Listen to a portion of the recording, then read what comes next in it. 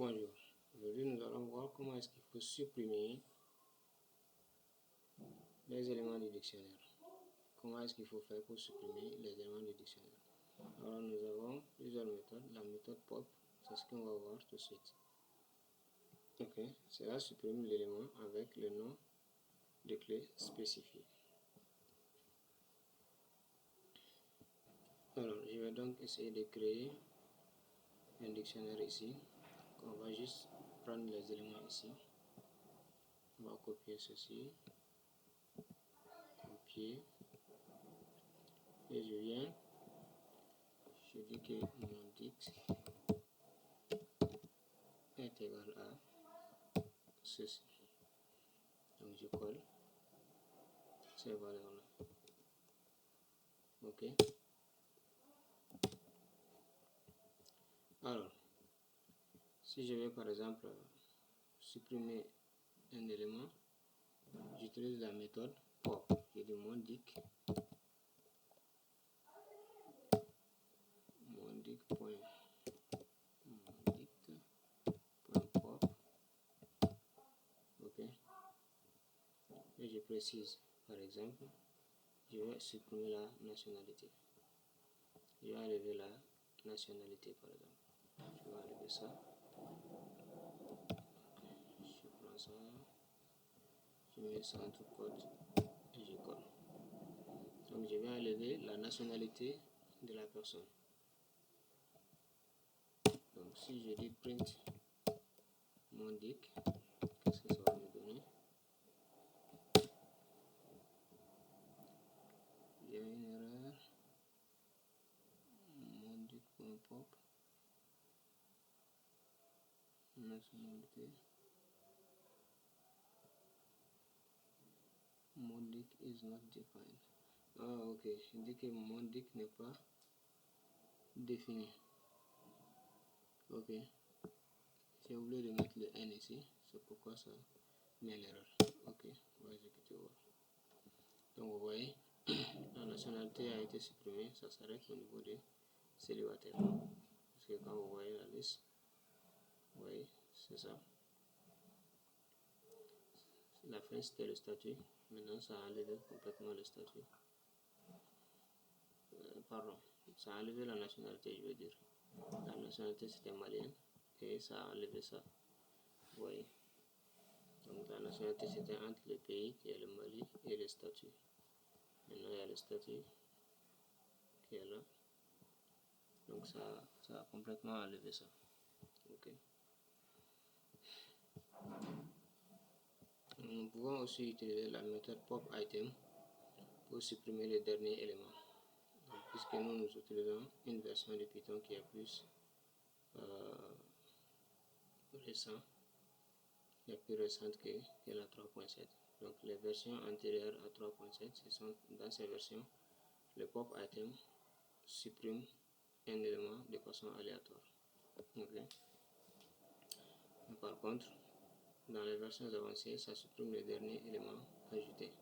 Alors si je dois utiliser cette méthode-là, dans ce cas, par exemple, alors je vais d'abord mettre, je vais copier ça, et je viens coller ici. Ok. Au lieu d'utiliser pop, je vais dire pop_item. Pop_item. Mais là, je pense que c'est pas, ça prend pas d'argument. Alors je vais imprimer pour voir ce que ça donne.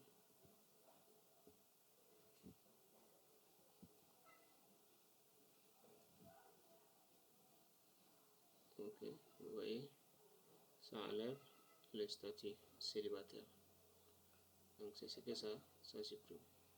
Parce que c'est le dernier élément qui a été ajouté au dictionnaire. Nous pouvons aussi utiliser le mot-clé DIL. Ok. Nous pouvons aussi utiliser le mot-clé DIL pour pouvoir supprimer en fait un élément en spécifiant la clé. Ok. Donc si je prends par exemple ce dictionnaire, je copie, je l'amène ici. Ok. Donc le mot-clé deal nous permet de spécifier le mot-clé, la clé à supprimer en fait.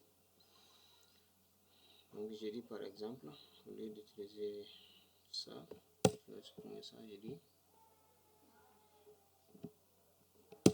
je vais dire deal, ok, mondic, et je précise qu'est-ce qu'il faut supprimer.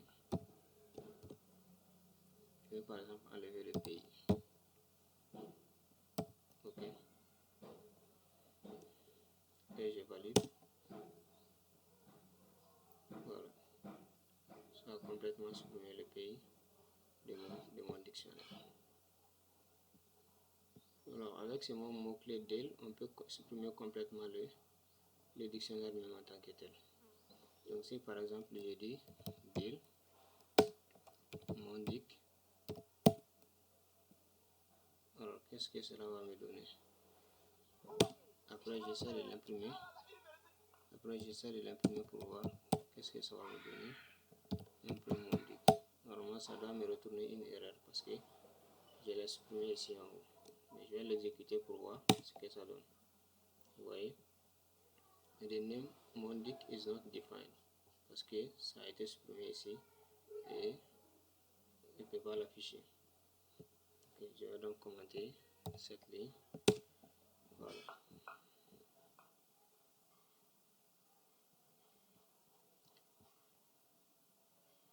Ok. Le dictionnaire a été complètement supprimé. Donc c'est pourquoi on voit toutes ces erreurs là. Ok.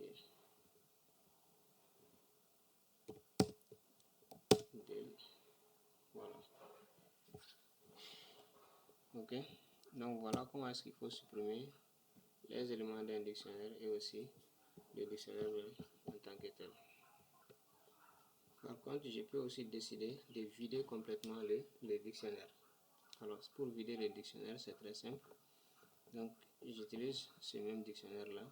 Je vais essayer de le vider. Donc en quoi faisant? En disant mondic. On utilise la méthode clear en ce moment. Mondic.clear. Ok.